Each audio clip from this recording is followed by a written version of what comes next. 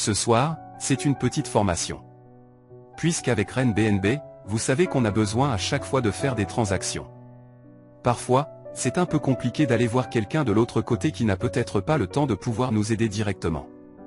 Si nous-mêmes, on peut être autonome, ça nous aiderait véritablement à pouvoir avancer rapidement. Le temps d'aller chercher Thierry, le temps d'aller chercher Pascal, le temps d'aller chercher Ivouyano, le temps d'aller chercher Pascal au Cameroun ou de chercher Jordi, ou de chercher Fernand ou Papa Ozan, ce n'est pas évident. Si soi-même, on peut être autonome, ça peut déjà faciliter une première étape en ce qui concerne les transactions vers MetaMask. Alors, ce tutoriel a pour but de vous guider, pas à pas, afin de pouvoir créer votre compte sur la plateforme Binance en injectant à la fois du fiat et pouvoir faire de la conversion du fiat vers la crypto-monnaie. L'objectif, c'est vraiment de pouvoir créer son compte Binance et de pouvoir soi-même, pouvoir faire des transactions. Alors, depuis le début qu'on est sur cette très belle aventure RenBNB, il y a plusieurs notions qui sont dans Binance, dont je vais vous parler de suite. On a la notion des crypto-monnaies. On a la notion de wallet. Alors pour tout un chacun, sachez que Binance, c'est une plateforme mondiale d'échange de crypto-monnaies, de gestion de portefeuille, de devises numériques qui permet d'acheter, de vendre et de stocker plus de 600 crypto-monnaies. Je pense qu'il y en a déjà plus à ce jour. Donc, la plateforme, elle a été créée en 2017. C'est quoi une crypto-monnaie? La crypto-monnaie est dite aussi crypto-actif ou crypto-devise. C'est une monnaie cryptographique ou encore cybermonnaie. C'est une monnaie numérique émise de pair à pair sans nécessité de banque centrale.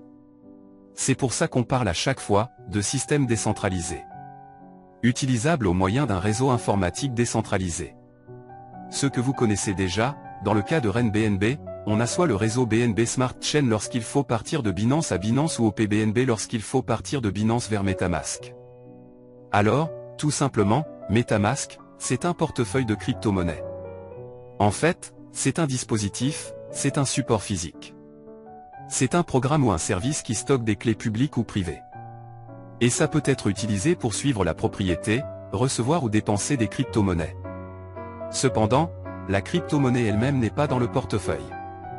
Et comme vous le voyez, dans MetaMask, c'est vraiment plus des transactions. Et si vous vous rappelez, pour ceux qui ont déjà ouvert leur MetaMask, vous avez des clés qu'on a demandées. Donc, voilà un peu en ce qui concerne les notions. Binance, plateforme d'échange. La crypto-monnaie, c'est une monnaie cryptographique. Le portefeuille, c'est un peu comme MetaMask. Le but ici, il ne s'agit pas d'entrer vraiment dans les arcanes de la crypto parce que sinon, on ira dans des notions assez compliquées. Mais c'est vraiment pour vous imprégner sur les notions de base.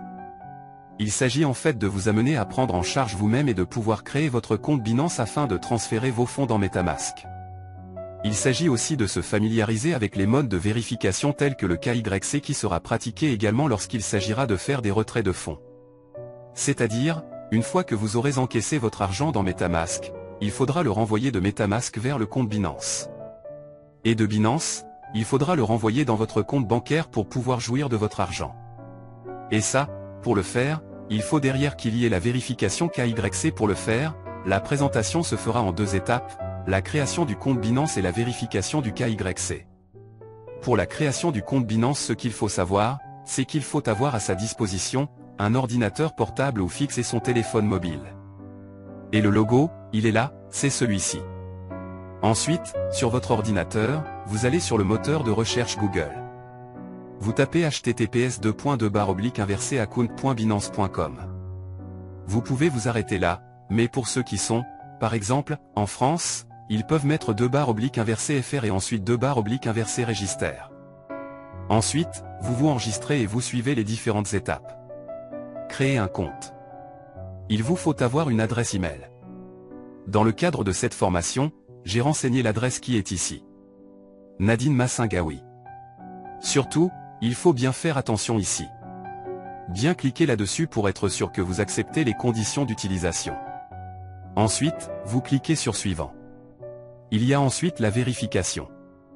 L'avantage avec Binance, c'est que Binance est très sécurisé. Ils vont vous envoyer un code de vérification dans votre adresse email. Pour le recevoir, il faut bien cliquer ici. Code envoyé. Il faut solliciter le code. Ils vont vous envoyer ce dernier. Puis, vous cliquez sur Envoyer. Si vous n'avez pas reçu le code, vous pouvez cliquer ici. Binance va vous envoyer un second code dans votre adresse email. Binance a bien envoyé ici. Confirm your registration from, voilà. Je clique dans ce mail. Et le code, il est ici. 84 44 50. Je l'ai bien reçu. C'est mon code d'activation. Une fois que je l'ai, je le recopie. Et je viens le recoller ici. 84 44 50. Ensuite, vous cliquez sur Envoyer. Et Binance va passer à la seconde vérification. Ici, vous définissez le mot de passe. Vous remplissez le mot de passe. Il faut faire attention. Parce que le mot de passe respecte un certain nombre de caractéristiques. Au moins 8 caractères. Au moins un chiffre. Au moins une lettre majuscule. Ensuite, vous cliquez sur Suivant. Là, vous définissez votre mot de passe. Donc, comme vous le voyez, on a au moins une lettre majuscule. On a au moins un chiffre. Et on a au moins 8 caractères. Donc, quand on compte, formation 1, 2, 3, 4, 5, 6, 7, 8, 9, 10, 11. Ensuite, vous cliquez sur Suivant. Et là, ils vous disent le compte est créé. Vous cliquez sur Terminer. Vous avez la possibilité aussi de rester informé de nos campagnes et de nos offres spéciales. Vous pouvez activer ce bouton ou ne pas l'activer. Et ça ne change rien. Le compte sera toujours créé. Donc, vous cliquez sur Terminer. Nous avons fait la première étape. Dès que nous avons cliqué sur Terminer, on aboutit sur cette page. À partir de là, on va commencer les vérifications. Ce qu'il faut savoir, c'est que la première étape, c'est de choisir son lieu de résidence. Dans le cas de la formation, j'ai choisi la France. Et ensuite, ils vous disent effectuer les étapes suivantes pour vérifier votre compte en 7 minutes. Donc, ils vérifient les informations personnelles, la pièce d'identité, la vérification d'analogie. Et il y a quelques questions. Pour les informations personnelles, et ceci est très important, il faut que ces dernières soient identiques à ce qui est renseigné dans votre pièce d'identité. C'est très important. Et ensuite, il y a la vérification de l'analogie et quelques questions qui vont vous être posées. Là, vous cliquez sur Continuer. Mais si entre-temps, vous n'avez pas votre pièce d'identité à côté de vous et que vous avez besoin d'aller prendre les informations, vous pouvez cliquer ici, Sauvegarder et quitter. Vous sauvegardez ici. Le temps d'aller chercher la pièce d'identité et de revenir pour pouvoir continuer la vérification. Ensuite, la seconde étape, c'est de pouvoir télécharger Binance sur votre téléphone. Parce que la vérification se fait en 2 phases. Il y a une partie, la création du compte sur l'ordinateur portable. Et la deuxième partie se termine sur le téléphone mobile. Et donc, qu'est-ce qu'il faut faire? Vous prenez votre téléphone mobile. Si vous n'avez pas déjà téléchargé l'application Binance sur votre téléphone, vous scannez le QR code qui est là. Une fois que vous scannez ici, vous cliquez sur Continuer. Et voilà, donc c'est fait. Les 2 options que je viens d'expliquer.